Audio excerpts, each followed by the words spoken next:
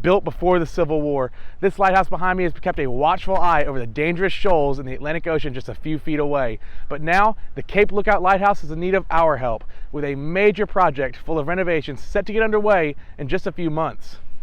The Cape Lookout Lighthouse was built on the eve of the Civil War in 1859, after Congress authorized funding for its construction due to extreme dangers of the shoals underwater, located just off the island.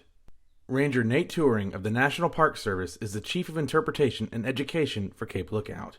We have a really early map, it dates back to the 1500s, called the White Debris map, where they actually labeled the Cape Lookout shoals as Promontorium Tremendum, which is roughly translated to the Horrible Headland.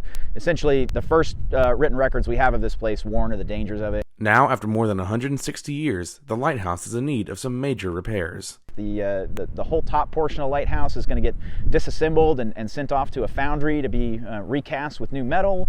For the first time since 1873, we're going to strip all that paint off the exterior. A lot of interior work as well. Pretty much every single piece of the lighthouse is going to get touched in one way or another.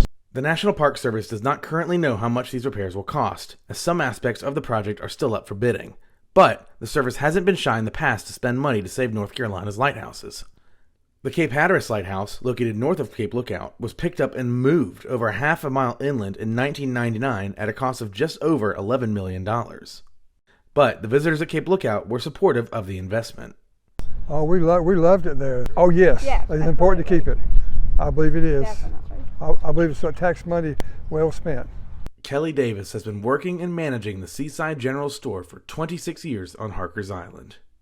The lighthouse is definitely a beacon for the island people. Not that it isn't for all of Down East, but the islanders take a lot of pride in that lighthouse. And when asked about people who may be hesitant to spend money to fix the lighthouse, I can see people thinking that it's very expensive to maintain an old lighthouse. A lot of people will think that this lighthouse doesn't get used as a navigational aid, but it's actually still classified as a navigational aid by the Coast Guard. But I also think there's a compelling argument that it's the iconic structure of Carteret County and you know, this part of North Carolina.